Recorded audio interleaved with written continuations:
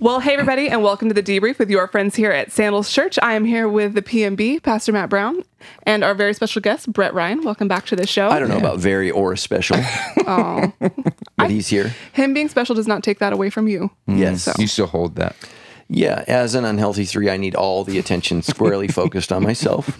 And I need to not be challenged because I am also high 8. So, Yeah. And as an 8, I know where the power is in the room. yes. That's clearly over here, not over there. As an 9, I'm going to sit back and let you guys have your little thing, and I'll bring us back around to why we're here. She's going to passively aggressively resist. So anyway, if you guys are done having your weird competitive conversation, so we are so excited to be digging back into the Enneagram here at Sandals Church. And as we kick off this whole 9-week conversation that we have, we wanted to start off with just starting to understand where we're coming from. So that's why we've got Brett here today. And we wanted to start talking through some topics in psychology, our perspectives, how all of that starts to fit in when we unpack our personalities and how that then affects our relationships. The whole purpose of this series is not just to look at ourselves and our personalities, but start to look at how our personality and our Enneagram styles affect our relationships. Yeah. So we want to start the conversation with understanding where we're coming from and some of those hidden perspectives we have that maybe we're not realizing we bring to the table. Yeah. So can you kind of talk about why you wanted to start here? Yeah, absolutely. So I'm going to answer your question, then I'm going to start somewhere else. So I think a lot of churches are very uncomfortable with the idea of psychology, and particularly many churches are very uncomfortable with the idea of the Enneagram. And I think psychology is a modern invention. It's a modern social studies, or in the Humanities? social sciences. But I think the Apostle Paul is really the first psychologist where he begins to try to understand the psyche and the soul. And in Romans 7, right, the good I want to do, I don't do, and the very things I find myself not wanting to do, that what he's doing is he's analyzing behavior, and he's looking at people. And so much of the New Testament is analyzing people, and we have this conflict between our flesh, our desires, and our spiritual desires, and there's this tension in there, and those things are also affected by our ethnicity, our gender, our culture, our socioeconomic status, our experiences. All of these things make up who we are. And I learned early on that it's not okay for me just to preach to people as if everybody's coming at life from my perspective. That's a very unhealthy way to preach to a congregation. And I think that's why, and I don't want this to be offensive if you're listening to this podcast and you have a small church. But if you have a small church, I would really, really look at the way that you view your congregation, you view life, and many pastors of small churches view life very simplistically, and they preach to a very narrow audience. And so that means is very few people are going to connect with what you're saying. I try to look at it from a very, very different context. I often start sermons with, nobody believes with me, agrees with me, thinks like me, and I try to come at it from that perspective. And it's just because I understand that the world is different. And so what that allows is more people to come and hear your message. Like, I'm not a woman. I don't know if you guys knew that. I'm not a woman. Stephanie knew that. You had questions, right? I'm not a woman. And so I have to get input from women. I have a strong wife who gives me input, and I have to listen to that. Even when I don't agree, think through that. Like, I'm white. California is very non-white. I mean, that's just the reality. I think whites are actually a minority in California, which, if you're listening from Texas or, Nebraska, I guess is a better example. You're like, what? I thought everybody was white. No, not in California. We're not. So we're a very, very ethnically diverse culture. So people are coming at it from different perspectives. People are coming, most people at Sandals are coming from a non-Christian perspective. And so really what's driving them in their decision-making is not the gospel, it's not scripture, it's their own psychology and their own personal understanding of who they are and what they think. And I hear this all the time. Well, here's what I think, and here's how I feel. And so as Christians, right, we need to deal with that, but ultimately we want to think like Jesus, we want to feel like Jesus, and we want to act like Jesus, right? That's what it means to be a Christian. So for me to get people where they need to be, they need to see where they are. And I think that specifically the Enneagram is the most helpful tool in helping you to discover where you are. Okay, here's where I am. What are my growth points? What are my strengths? What are my struggles? And I think that's so important. And so I think that we need to, as a church, address our differences. They don't they don't magically disappear when we come to Christ. They're still there. We're all saved the same way, which I think is really the misunderstanding of Galatians. In Christ, there is neither Jew nor Gentile. There is neither male nor female, right? There is neither circumcised or uncircumcised, for we are all one in Christ Jesus. It doesn't mean that we're all the same. It means we're all saved the same way. And I think Paul's point in that passage about circumcision, and the reason women are included in that is women weren't circumcised and yet are saved through faith in Christ, as now are men. And so we have to remember that we have differences. And the greatest issue the early church faced is still the same issue we face. A lot of people think it was heresy. And yeah, that's always a struggle. But it's also ethnicity. It's masses amounts of different people, different cultures, different ideologies, different ways of thinking coming into the church and ultimately directing the church one way or the other. And there's a verse in the Bible I'm going to use. I used last weekend. It's weird because I haven't preached the sermon yet, but I'm going to use, and it's take every thought captive to Christ. And a lot of people, like at least when I was a kid, we use that for lust. Like I'm lusting. Well, you're 15 years old. Welcome to life. Thank you, Kelly. Our producer laughed out there. That verse has nothing to do with lust or emotions. It has to do with philosophies, cultural philosophies, political philosophies. And it says Christ has to take that captive because the church is constantly being influenced by culture. And so some things are okay in culture and some things are not okay. And so we have to say, okay, what about me needs to change, from my culture? So like from a white culture, we're all white. I think that we have very, very broken families, very, very disconnected families. We struggle with that. I think that's a white culture thing. And so I think our talk on families is going to be more specific for us. If you're Hispanic, like your culture is dominated by family. And so the struggle for you is going to be getting time for church community and church service because your culture dominates your time with family. And so we're coming at it from two perspectives. So I can appreciate Hispanic culture and say, man, I wish I had some more family and I wish we were closer and more unified. But the Hispanic culture can say, gosh, I wish I had a break from my family so that I could serve God, be in a small group, and grow in my faith. Because as great as family is, if you're going to become like Christ, right, there's going to be some things in your family, in your ethnicity, in your culture that are not Christ-like. Some things are, some things are not. And so we all have to, come from that. And just understand that it's different. It's just absolutely different. And there are positive and negatives about every culture. There are positives and negatives about gender. There's positives and negatives about age. And we got to talk about that in a way and where we go, hey, we're all supposed to become like Christ. I love that verse that Pastor Andrew used last weekend where he talked about like our heart, our minds, and our souls need to change and be conformed to Christ. Like there's this process that we all have to undergo, and that's a difficult process. But we need to undertake it. And I think the Enneagram is a helpful tool to help us change.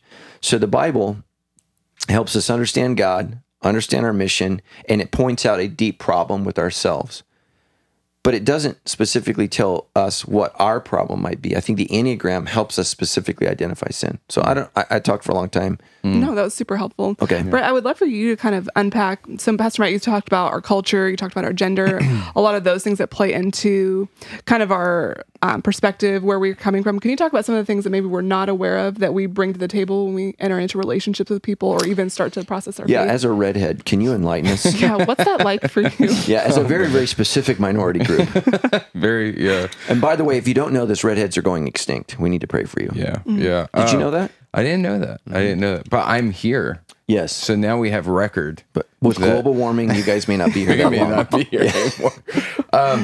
So, part of the thing that we don't understand is that all of our relational interactions that we've had throughout most of our lives, they're playing out in our present. And so helping people understand that is important, especially when we talk about the Enneagram and the motivations, right, and what we're struggling with and where we're at. A lot of that is impacted by some of our earlier earlier years of development, some of our interactions. I think Pastor Adam said it really well, kind of tied that in when he preached a couple weeks ago, where he talked about, when that kid poured something over his head and he knew the world wasn't safe. Yeah. Right. And so there's all these things. So what a lot of people don't realize is that when we're growing up, and we've talked about this a little bit before, but, when we're born, the right hemisphere of our brain that controls, some of the emotions, some of the more creative and meaningful things is developing a lot more rapidly than the left side of our brain, which is logic, analytical. And so as we're kids, these little babies, if you look at a baby and you smile at a baby, right, they're able to smile back, once they get to a certain state of development. But they're taking in information and experiences, and they can't always make meaning out of those experiences. And as kids get older, right, when you got a little child in a home where dad's coming home and he's drunk all the time and he's yelling at the kid, this little kid doesn't have the developmental processes to go, wow, dad's a jerk when he drinks, and this is an alcohol problem. And he'll get better in time. What the kid does is internalize it. I'm bad. I'm wrong. It grows a sense of shame, grows a sense of identity. And we all have different interactions like that. Some of us don't grow up with alcoholic fathers or abuse or things like that, but we all have experiences like that in our lives, that throughout our life, what happens is we start to own these messages in our brains, in the way we interact, in our relationships. And a lot of times we're looking, are people going to confirm or deny the message that either I'm hoping for or that I'm most scared of? Right. So now later on in life, it's not that, Bob didn't get a promotion at work. It's that this confirms that I'm a failure because I was passed up. Right. All this is tied into that. And what I really like about the Enneagram as an assessment tool is the understanding that helps us get a little bit of a window into maybe what we might be battling, because the reality is, we want to push off pain. We want to push off hardship. We naturally don't want to go towards those things. That's why people come to church, because all this is now so overwhelming, right? I need something more, and that's where Christ comes in. And so when we're talking about relationships, the reality is, when you're sitting down in a relationship or a friendship, it's not just you, it's all your experiences, and all of those things are interacting with that person in front of you. Yeah. Amen. What are some ways for people to maybe, so we've got, if you've had a chance to take the Enneagram and you've seen some of your styles, what are some other ways for people to start unpacking some of those experiences that maybe you've always, or just in the back of your mind, but you don't realize you're bringing to the table? What are some ways to start discovering those, finding those? Yeah, I think it's through honest conversation, maybe with a counselor, if you're married, with your spouse. And, one of the things, so as we look at the triads, if you're married, a great conversation would be, if you're in the gut triad, you're instinctual, how do you just go to autopilot? Like, you're not even aware that you're running on autopilot, and that's what the instinctual triad does. So as the 8, I'm just going to attack things that I feel like are unjust or wrong. And, a good friend of mine, and I don't know if he's going to listen to this podcast, he's like, I'm an 8. He gets thrown out of every basketball game, his son's in, and it's just like, are you going to yell today? And he's like, I'm going to be quiet. And he just, it's just like, boom. And that's just his personality. But he says he doesn't consciously think about it. He's just naturally aggressive. And that's not a bad thing. Now, in our culture, it's a bad thing. But I think in human nature, we need aggressive people to deal with evil. So I think 8s are beautiful. As a 9, am I just checking out? Am I just denying how I feel, not declaring? Right. So your autopilot is not to declare, not to say, not to speak up, and that's where that anger comes in, right? So, and the 1, my autopilot is to be a referee. You did this wrong. You made a foul. You did this. You did that, and that makes it very, very difficult to interact with you when you're just on autopilot and you're more concerned with what everybody's doing wrong, and it's hard to connect with you intimately. So what are you? You're a 3? 3, yeah. So we're both 3s, which means we're not honest at all in this podcast, right? But so our core issue, our triad, is shame. So we have this underlying emotion where we just kind of go back to. And so if I'm a 2, right, if I'm not helping people, who am I? They're not going to like me. They're not going to love me. And so I just automatically go to everybody else's needs. Then I'm unaware of my own. I'm bitter. So as a 3, if I'm not succeeding, like, right, everyone's going to see how worthless I am. You know, if I'm a 4, you know, I had this great conversation. My daughter's a 4, and I showed her my friend who's an artist, and I watched her as I showed a successful artist. I watched her shrink. And it's because, right, someone else's uniqueness reveals the fear of, man, I'm not special. You know, right? So that's the autopilot, right? Of I'm just going to go to a place of shame. And think about it: if you're married to a 2 or a 3 or a 4, or you're friends with a 2 or 3 or 4, connecting with them deeply is so hard because they're embarrassed of how they feel, what they're thinking, what they're processing, and that's just tough. And then you have the thinking triad, where you know they're not instinctual at all. They're but their autopilot is straight in their head. And so your husband's high 5, right? So he's going to process things in his head, and his autopilot is to leave you out of the conversation because he's having a great one in his brain, right? And so they don't engage, and then they're afraid, right, as they're managing energy. And so my autopilot is to reserve, to keep, to hold on. You know, the 6 is just so afraid they're not safe and vulnerable. So try being in a relationship with that person where, you know, their autopilot is to assume your motives are bad. Their autopilot is paranoia. Their autopilot is we're all 2 steps from everyone dying. So then the 7, right, you know, their autopilot is to flee painful experiences and run to the next fun thing. So as we interact with these people, we just need to be aware of, you know, okay, here's where this person is coming from. And I think one of the things that helps me as a pastor is I'm high 3, high 8, and high 7, which means I pull from, you know, the heart triad, I pull from the thinking triad, and I pull heavily from the instinctual triad. And I can understand things, but if you're all in one triad heavily, it's going to be really hard for you to connect with somebody's heart. You know, so imagine you're talking to, you know, a friend or a coworker about, you know, illegal immigration, and you're all in the head, but you're not connecting with their feelings and how and what that feels like to separate moms from kids, you know, and you're very cerebral in your approach.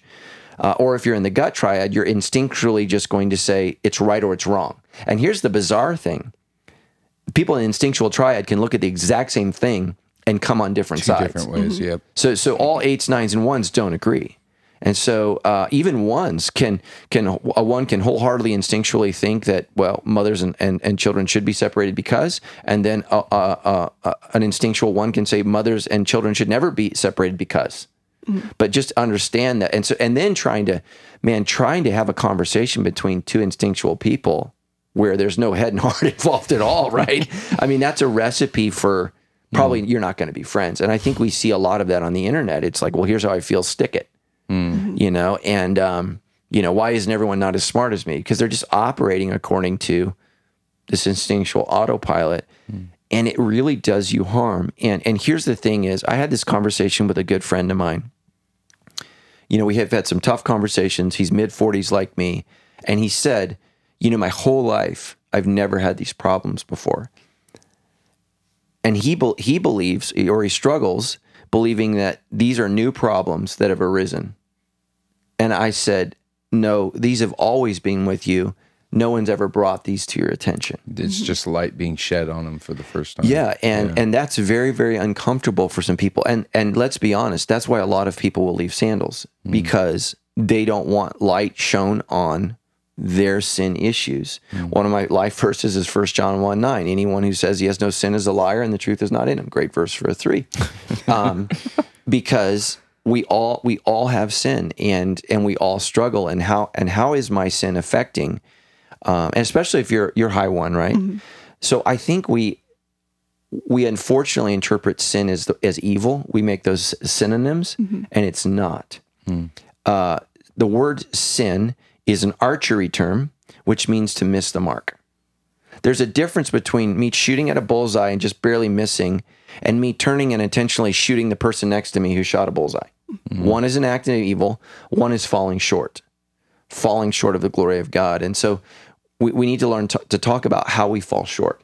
Sometimes there's evil in our life, and we need to, like, as we dig down, you go, wow, that was really ugly.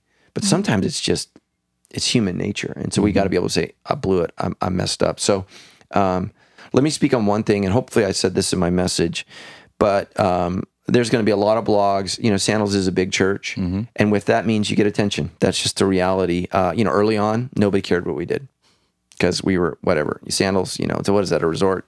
And I was poor. I didn't know Sandals was a resort. So, but now everybody's like, haha, and I'm like, okay. Wish I was Nate so I can punch you in the neck. But people say, well, it's Eastern and it's unbiblical, and one of the things I think that's so important when we look at the story of Jesus, the story of Christmas. We have the Jews in Israel. They have the Word of God. They have the leadership. They have all of the information right there in front of them. They have the Bible. They know more about the Bible than most people do. God shows up in Jesus, and they all miss him. And then in Matthew, it says, wise men from the east came asking, where's the Christ? And if you look at that passage, the reason they know the Christ has shown up is the stars. So our Bibles translate it wise men, but the Greek is magos, which is where we get our English word magic. They're magicians. So when somebody says, oh, you shouldn't study the Enneagram because it's Eastern, or it's whatever, just know that sometimes the magicians get it right and the Bible people got it wrong. So the Bible is the source of all truth for how to connect with God, God's word, God's thoughts, God's whatever. But there are other tools in life that can help us. And so just because something is Eastern doesn't mean it can't help you. So if the magicians can find Jesus, what if the Enneagram can help you find you? And here's where I like it. My big problem today is not getting people to believe in God. Very few people in the world are atheists today, despite what you hear. Even atheists, when you press them, will go, well, I'm agnostic. And so what that means is there might be a God I don't know. I don't care. So, okay, let's not talk about God. Let's talk about you. The Enneagram, if someone undertakes it in an honest way, will reveal their sin. Now, if you're a sinner, now we have a problem. What's the solution? Well, I have this thing called the gospel. That's good news. And so if we can lead people to an honest conversation with themselves, if they're at a place where they're ready to be real with themselves, they're ready for a real conversation with God. And I can share the gospel. And now, man, it's good news because, wow, I've got some bad news here. I'm not as good as I thought. I'm not as perfect as I thought. I'm not as healthy as I thought. And I think the Enneagram is a great tool. The other thing is it's very popular right now. People are talking about it. People that are not going to church are talking about it. So why wouldn't we talk about it and then lead people to Christ? And you're going to, please bring a friend every single week. I'm going to, this week on social media and every week, I'm inviting you, think about bringing a friend, bring a friend, because people need God. And the further our culture is getting from God, the closer we are to unhealth, which actually is Romans 1. Did we talk about that? So Romans 1, as people rejected God and made up ideas of what God was like, he handed them over to a depraved mind. And I think that's what you're seeing in our society. As we reject God, God says, okay, I'm going to let you pursue what you pursue. And the end, as I told you, is death. But here you go. And so guys, just know, and don't argue with people over the Enneagram. Just talk about how it's helped you. Here's how it's helped me connect with God.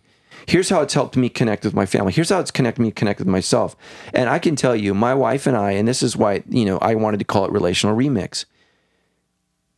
Tammy and I don't fight often, but when we do fight over 23 years of marriage, we seem to fight about the same things over and over and over again.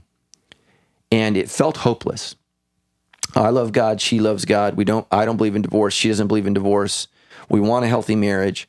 But we were coming at this from just a really place of brokenness that we could not fix.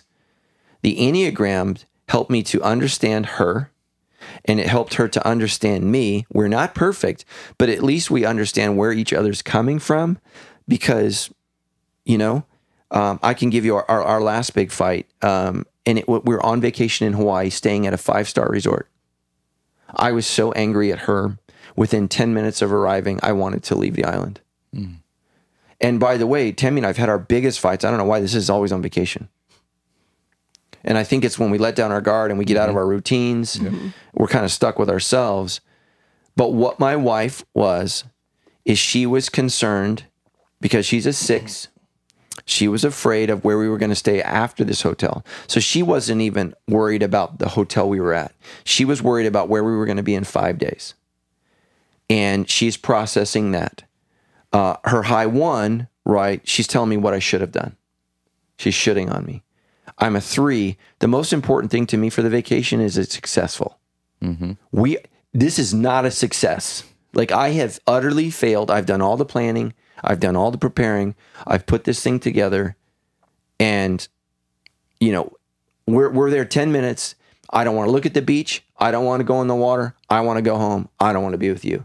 That was 10 minutes. I was so mad, and she was so upset and afraid, right? That's where she goes to. So my 8, I go to my 8, and the 3 runs to the 9. And right, the underlying emotion of the 9 is anger, even though they're not aware of it. And so it can come out, and boy, when it comes out, it comes out. And so I go to the 9. I'm also 8. I have high 8, right? So that's where I go to the power triad.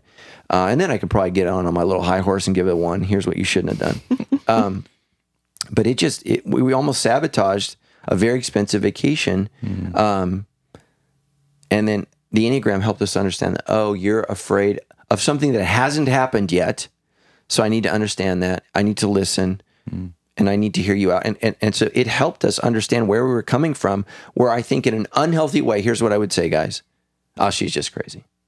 She's being ridiculous. And so what I would do is I would minimize her emotions that I don't understand. And I think this is what we do with people. We minimize emotions we don't understand. And here's the thing is, you use the word empathy a couple times, and this is kind of my take on that, and you can tell me. I don't like the word empathy because I can only empathize with things I've gone through. What I have to have is sympathy for things I don't understand. And so I want to, because we use the word empathy a lot in our culture. It's like, wait a minute,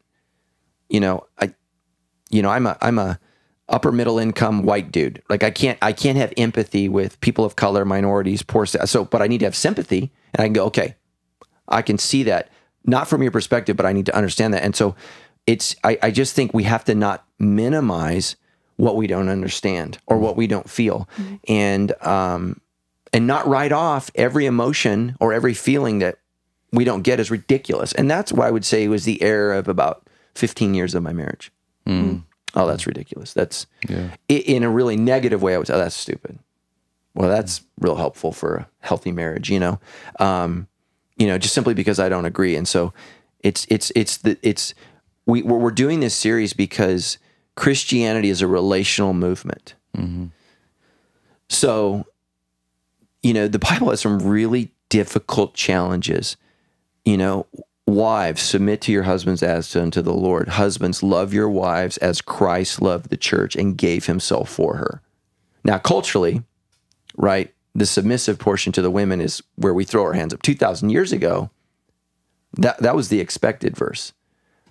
The one that shocked their culture was, husbands, love your wives as you love your own body, and as Christ loved the church and died for it, right? So in the ancient world, you abandon your wife, you can get another one. The Christian teaching was, no, you love her as you love yourself. So what is he saying? She has equal status with you. And we miss that. But so there's some really things there. And so, love your wife with understanding. Whoa, man, how do I do that when we're different genders, right? And I don't care what anybody says, genders are different. We are different. We approach things from different ways. And I actually think that's a good thing. Two of my good friends are gay, and they've been together for, I think they've been together for 30 years now. They talk about when they fight, it's two dudes. And it's testosterone filled. It's ugly because there's a difference in personality, but there's not a difference in gender to mediate. And so we oftentimes think about, oh, we're so different, like that's a bad thing. And my friend said, I can see why this is what he told me, I can see why God wants us to be different genders. Isn't that amazing? He could see, because he feels safe with me. We can share that, but he has perspective where he's like, man, two dudes in a fight, whew, it can get pretty ugly. And because neither guy's backing down. So, the Enneagram, man, I feel like I'm talking too much, but the Enneagram is it's a great tool to help me see me and to at least give me some tools to try to understand people who are different from me. Because every one of us has somebody at work we don't get. We got a family member we don't get. And I think in our hearts, we want to write them off and throw them away. And yet Jesus says things like, love your enemy. Yeah, it's compassion, right? Yeah. It's understanding, it's perspective. And so one of the things I like that you say, and one of the things that I hear about the Enneagram where people, oh, it's Easter and this and that. And, I can use a hammer to build a house, or I can use a hammer to destroy a car, right? And so what I use the hammer for is what it's going to be at. And what I like that we keep saying at Sandals is this is a tool. This is not the Word of God. No. It's not the Bible. This is underneath the Bible. Yes. It's just a tool to help you see yourself. And I think one of the things that you're talking about where I think a lot of people miss it is it's gaining perspective. Yes. Right? So if I disagree with someone, but I can gain their perspective, which is actually a gift of the 9. Yeah. Right? The 9 can gain multiple perspectives. I'm a 3, so I don't get your perspective, Right. but let's move forward. Yeah. And so it's gaining perspective. If I gain more perspective about myself or about you, well, now I can interact better. Yes. Right? And I'm not just going to be in my own world. And that's the thing that I think a lot of us are scared of, is getting outside of our own minds, getting outside of our own world. Yeah. In a lot of ways, psychology has kind of been kind of a proponent of this, which is it's focusing on the self, but we don't live in a world that is purely focused on self. I live in community. I live with other. I interact with other. I work with other. It's not just about me. And the Enneagram allows us to get outside of that as a tool, not as God's word, right? Not as this thing that is above that, but it's just an opportunity for us to gain perspective. And I think once we gain perspective, everything changes. Yeah. Right. And that's what you're doing in that. I love that. Yeah. Any thoughts from your holiness as you sit up in your 9? No, I just think that's so interesting because the Enneagram has helped me start to unpack that and realize that not everyone sees the world the way that I do. It's helpful for me to see that other people see the world that I do too. So I don't feel like I'm just out there on my own, the only person who feels like I need to stand up for like seeing everyone's perspective. But like it's helped me in my marriage, and really like Tyler and I found out our types while we were engaged. Like, remember, I think you handed me one of your Enneagram books when I was staying at your house, and you're like, you should read this on the 4. I think that might help you understand Tyler. And like, just starting to understand his perspective of where he comes from. So that things that I say to him sometimes in my, no, you need to just like do it this way, or like, why are you being like that? Hit him in such a different way because of how he sees the world and the perspective that he's coming from. And I think it's probably, we still have the same fights all the time, just coming from where we are. But I think it's helped us save a lot more of those fights if I can stop and see, if I say this way to him right now, it's going to hit in such a different way than it would hit me if I said that. So it's super helpful. And I mean, even when same thing for my marriage, right? So I'm a 3-8 and I have high 1, right? So I'm going to run, I'm going to be a train on the track, and I know what you should have done in the process. So that's a hard combination. My wife is a 9, right? So a lot of our marriage, it was, here's where we need to go, here's this, and I'm just going, right? And, to learn that, man, my wife has a lot of perspective and wisdom, and she has a lot that she's going to say, but because of where I'm at and then her 9ness, she's not going to always say that. So for me, that helped me sit back and go, well, wait a minute, how do I help her be more declarative?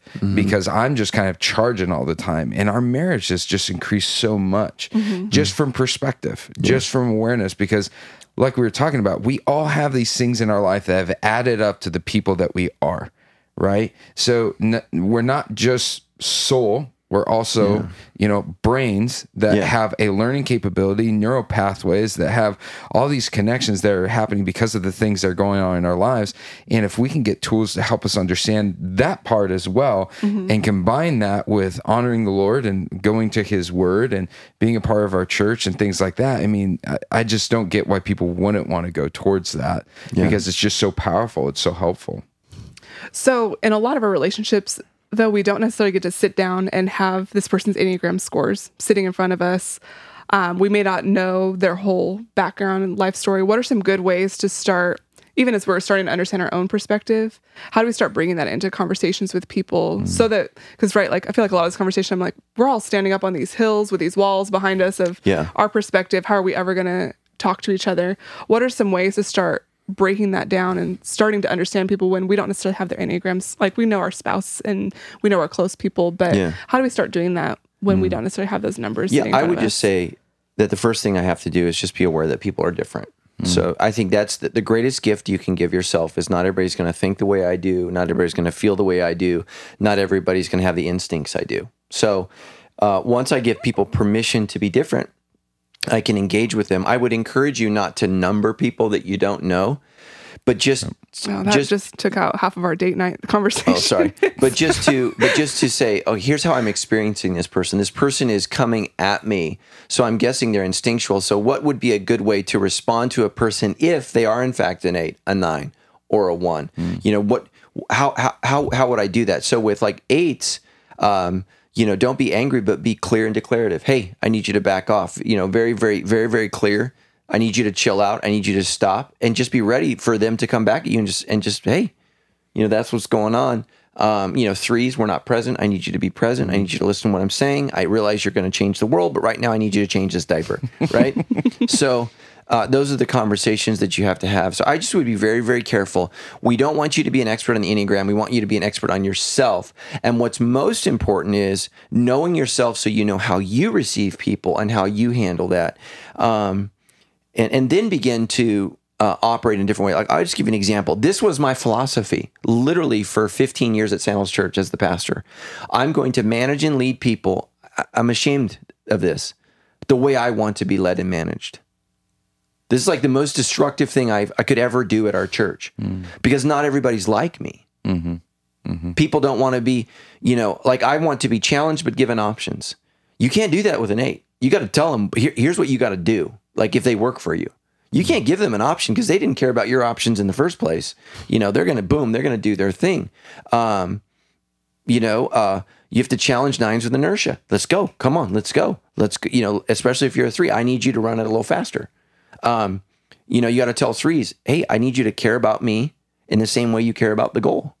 People have to matter. And so you have to learn how to talk about that. And again, my unhealth, here's what I did as a 3. I said, I'm just going to work harder and be an example. And then I run to my 9 when people don't do what I want to do. And I sit in my office and I sulk and I got bitter.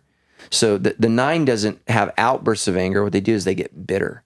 And that's what happened to me. So I run to my 9 and I'm just sitting in this ocean of bitterness. And actually, when I started doing triathlons, I would go on these 5-6 hour bike rides. I started listening to what was coming out of my mouth. I talked to myself. I know people think that's weird, but I'm a self-talker. And it was really dark and really angry and really ugly. And so if you're a 9, a great way to check in with your heart is, what do you say to people when they're not around? So 9s can be declarative oftentimes if that person's not in front of them. So you buried your feelings in the moment, but when they're gone, you have great talk. Listen to yourself. Wow, that's really angry. That's really ugly. That's nasty. You know, and so I had to deal with that. And so you guys know the story of Voltron, right? So Voltron is the person who will forever remain nameless. But I got into this horrible relationship with a person at Sandals where I felt betrayed, stabbed, hurt, wounded. And I just started praying this prayer. God, help me to forgive them the way you've forgiven me. Father, bless them the way that you've blessed me, and help me to mean this prayer. 6 months I prayed that. Yeah. And that's how God brought healing, because I was so bitter. I was so bitter. And that's where the 9 is. You don't say how you feel. You don't declare what you believe is wrong. You're just burying it.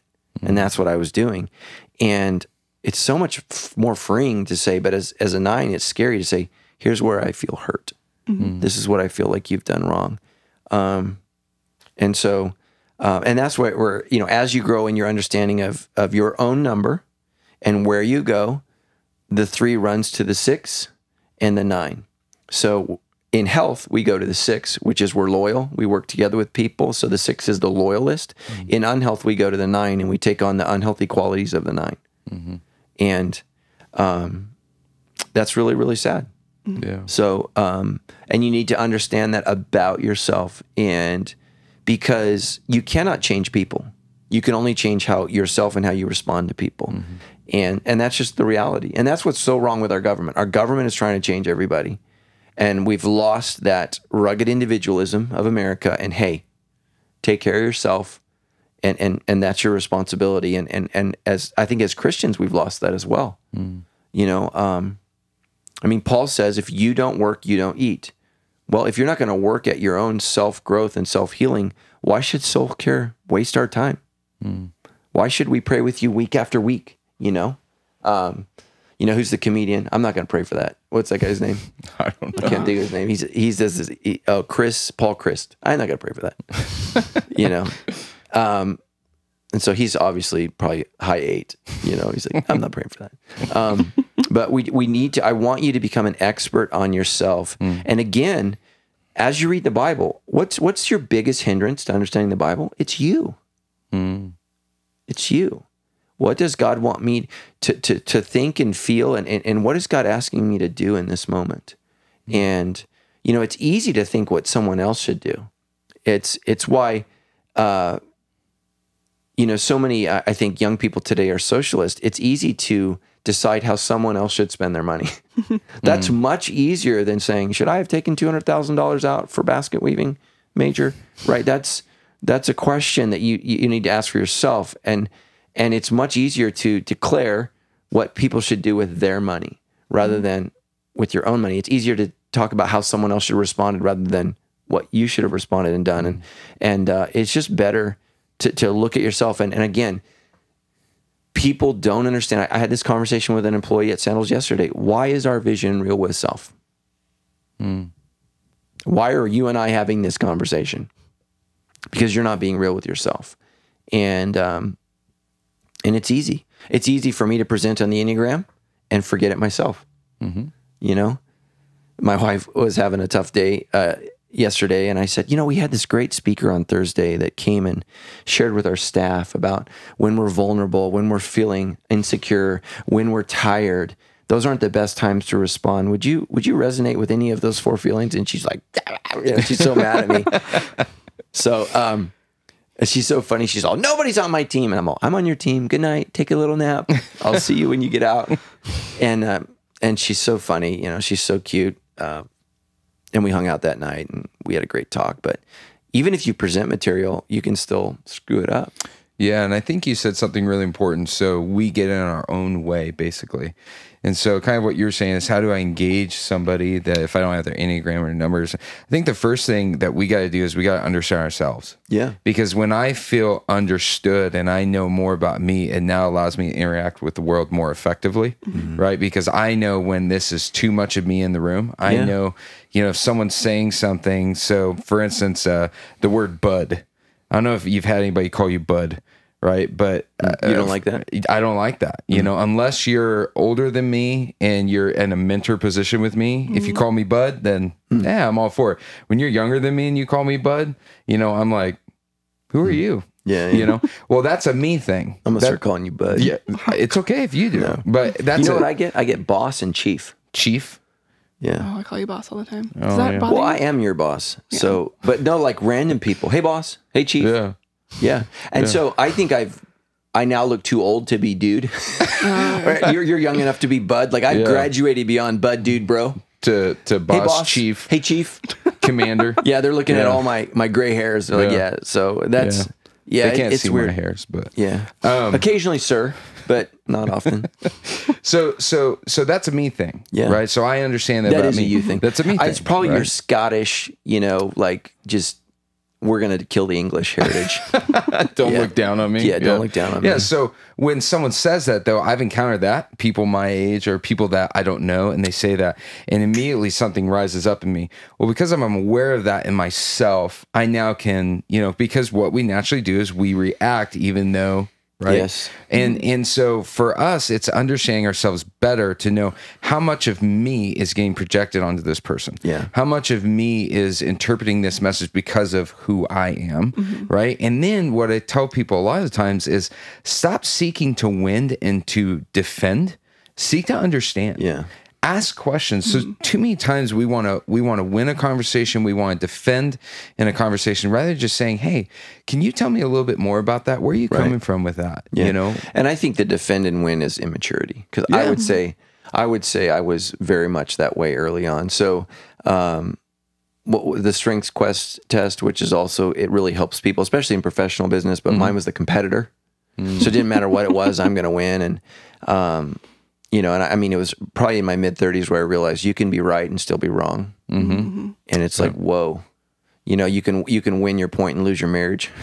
You can win an argument and lose your job. And so you just got to understand that, okay, if my most important thing here is winning, I need to let that go.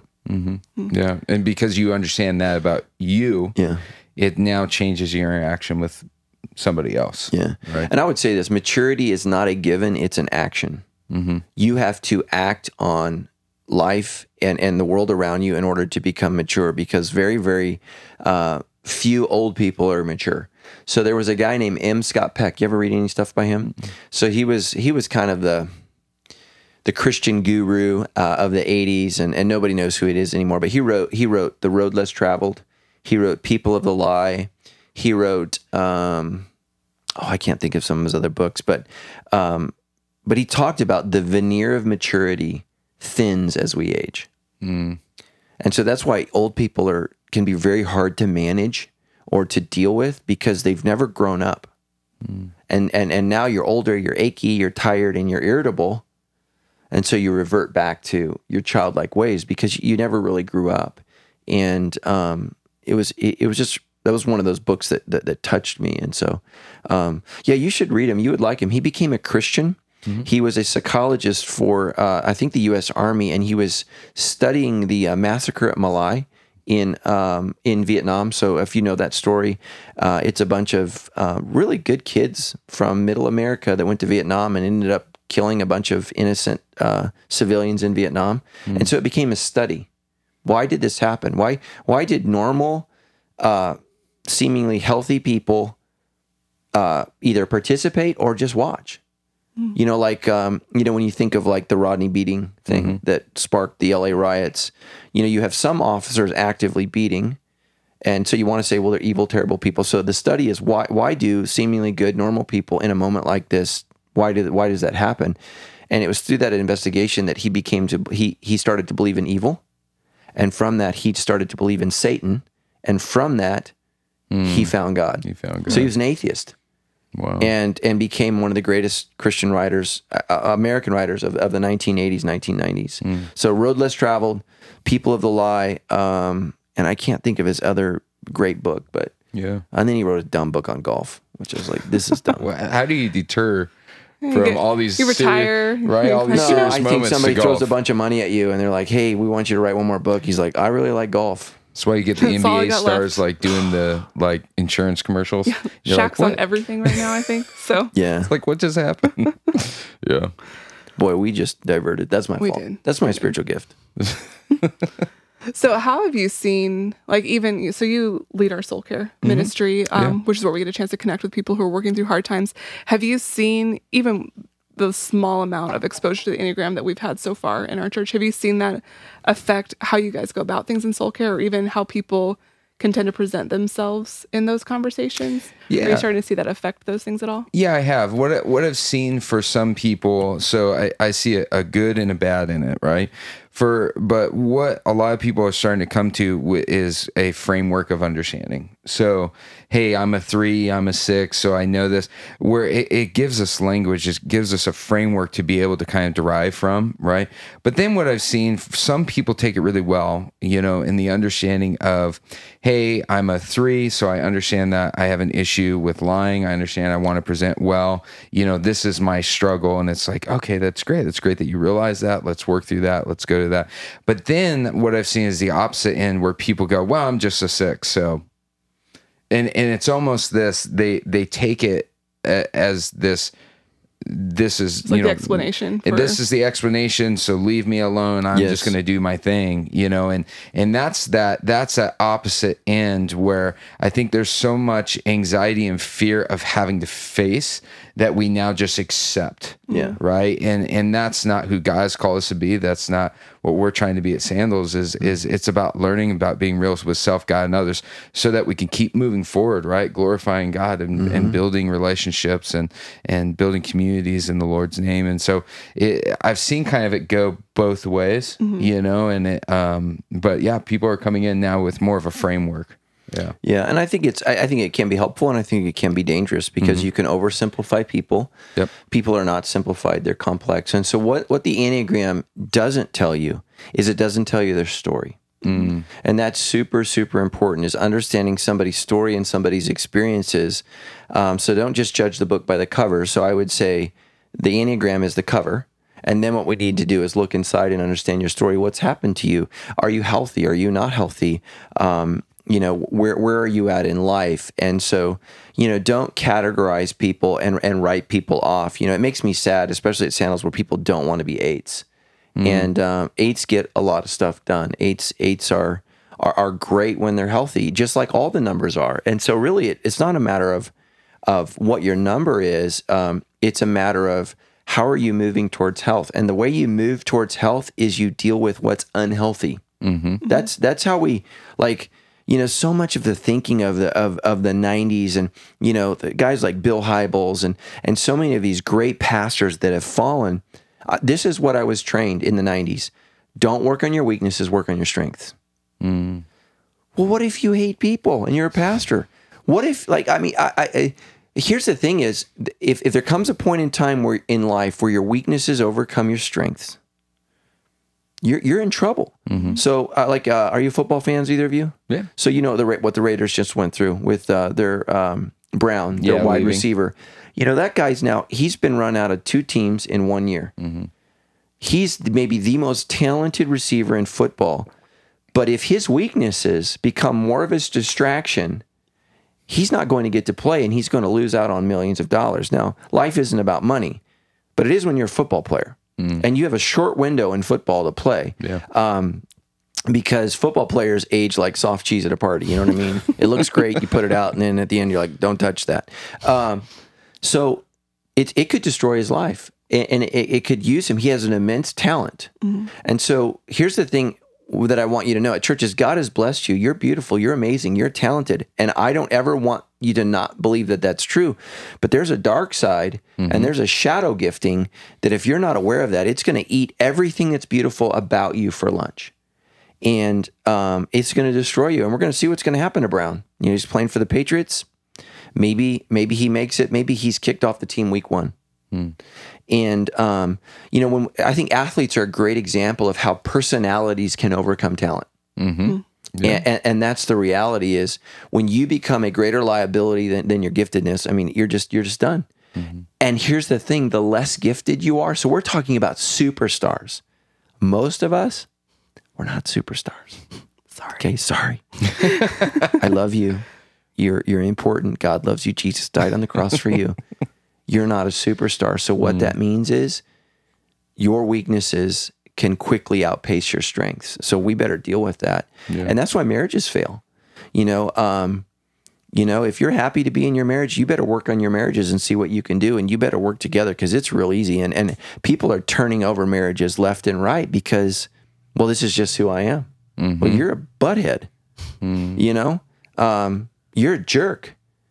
Well, this is just how God made me. No, God made you to be redeemed by Christ, and that's actually your shadow side of who God made you to be. And so what was a strength has now become a weakness, and now we don't like you or want you around. And unfortunately, you know, I don't like giving advice to people who aren't ready to listen. And sometimes what people need is to lose everything. You know, and that's the thing is, like the story of Jonah. You've read Jonah? It doesn't end well. Like, he gets swallowed by a fish, taken down to the depths, he's dead for 3 days, is vomited on the ocean, and the story ends with him unrepentant and angry at God. You're like, phew. You know, not everybody gets it. And I think that that's really hard for us as parents, as friends, as family members. I wish that everybody got it. Now, we need to have hope, but you want to go crazy, try to change somebody that doesn't want to change. You know, oh my gosh, Jim Carrey used to be on this show in the 90s. Oh, what was it called? In Living Color. In Living Color. Oh my gosh. So my favorite episode is when he plays the lifeguard in a jacuzzi. And he's trying to rescue people who aren't drowning in the jacuzzi. And I just literally would cry. You know, this would be so much easier if you don't resist. And Jim Carrey's gone nuts, but he used to be really talented and funny. Again, his weaknesses have overcome his talent.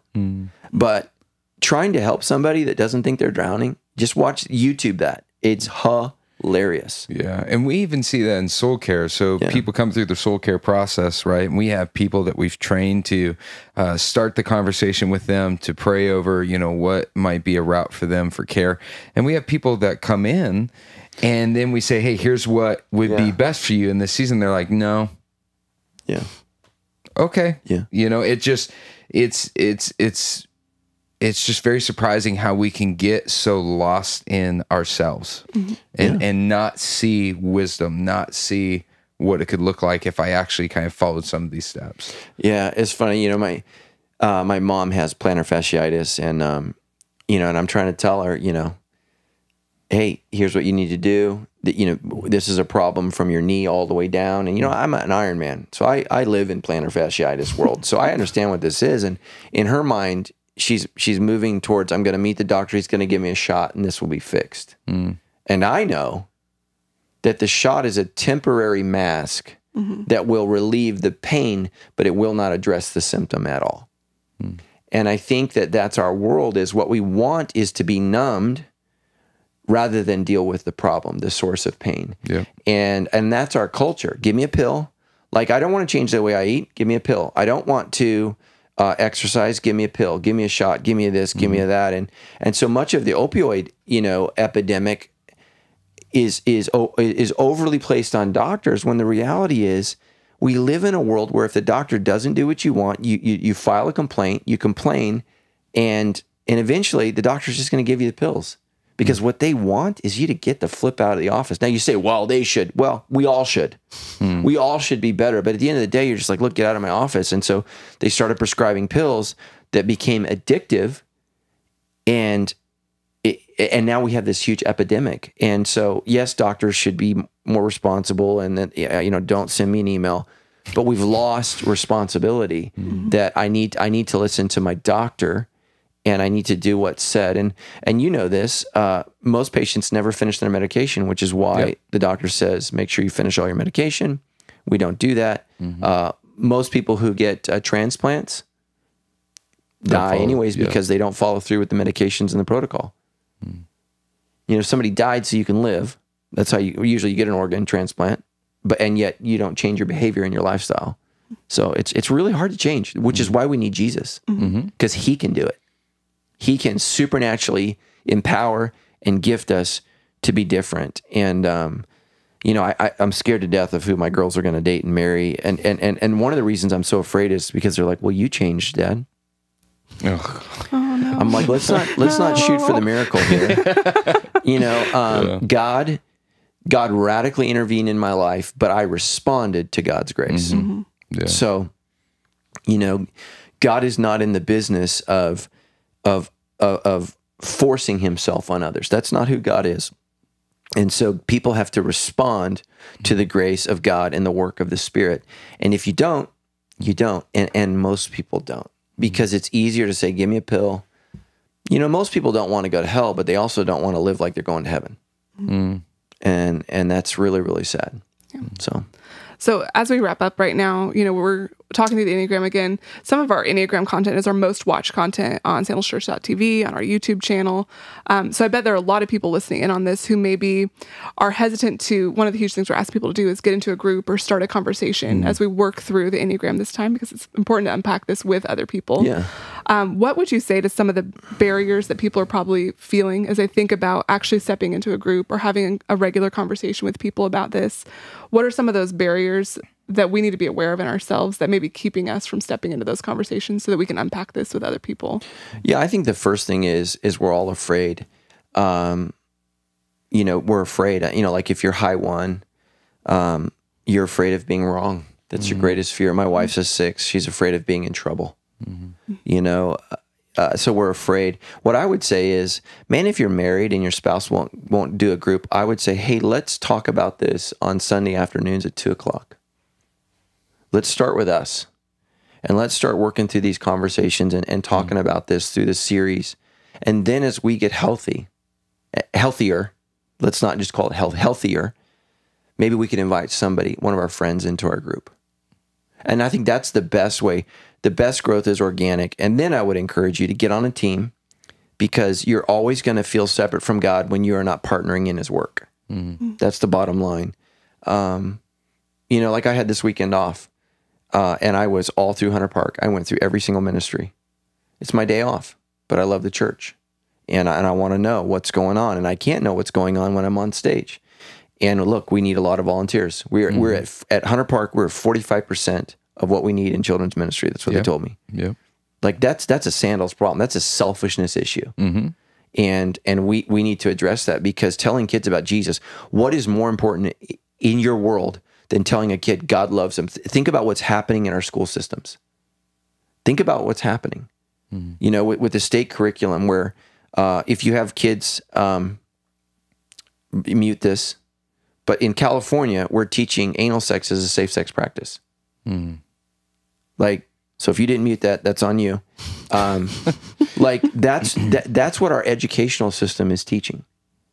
Who's going to teach our kids? And so you can protest, you can complain or whatever, but you won't give me an hour a week to teach our kids, to love them and care for them and instruct them in the ways of the Lord, which is, when Jesus says, what's the greatest commandment? He's actually quoting Deuteronomy 6. So love the Lord your God with our heart, soul, mind, and strength, and love your neighbor as yourself. That comes out of Deuteronomy 6. And then the next verse in Deuteronomy is, and teach these things to your children. Mm. That's the very next thing. Teach these things to your children. So you need to know what the greatest commandment is, and we need to look at the church as a family and teach these kids, because they matter. And you're going to hear me say this on our dating episode, so I'm going to say it now. Look, if you're dating a guy, the best thing you can do is get him to work with young children, because guys struggle with nonverbal communication and reading emotions and facial expressions. Well, kids that can't talk, guess what you have to do? You have to read nonverbal communication and facial expressions, and you need to be patient. And man, the best thing you could look for in a spouse is someone who's good with kids, because kids don't give back. And so you want to be with somebody that can give and pour out. And I just would say, man, challenge the person you're dating. Let's serve together and let's do this together. And if they're like, nope, that's maybe not for you. So, because relationships, as Stephanie's been baptized into. I liked it when she was my single friend for all these years and had all these pie-in-the-sky notions of what dating and marriage was going to be. Like. Right? It's a lot of service and it's a lot of work. Mm-hmm. And, that's just life. Yeah. I'm the head of my household. I pay for about 80% of everything that's generated in our home. I do dishes. I scoop poop. I help with that, and I watch my kids struggle with that.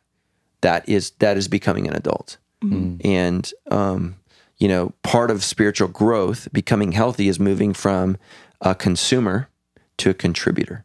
Mm. And we live in a consumer society. So I've got to move towards contributing. And really, there's just a couple ways to contribute: children's ministry, small group ministry, ushers and greeters, and parking lot. I work really, really, and soul care, soul care.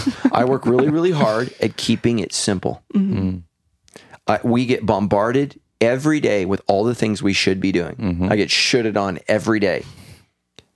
I have 45% of what I need in children's ministry. Mm. I'm not going to start an outreach to someone else. I'm not going to care for the kids down the street when I can't care for the kids in my home. And Sandals is my home. So, well, that was a sermon. I hope you were convicted. Yeah. I'm going to go surf. Yes. Yeah. You're going to go surf or serve? Both. Yeah. Okay. All right. Well, thanks for joining us today, guys. We are so excited to continue to unpack this together as we start talking through things like dating and marriage. We've got a lot of great stuff coming. Conflict for the nines. I was just going to avoid that, actually. Yes, that was good. You're going to skip that weekend. That was quick. Yeah, I'm just gonna, that was. Yeah. The 8s are going to be there on the front row. Yeah. 9s just hide from 8s most of the time. Yes. So. All right. Love you guys. hopefully you enjoy this the sermon series and be praying for it, and bring a friend, because we need people who don't go to church to come to church so their lives can be changed. Well said.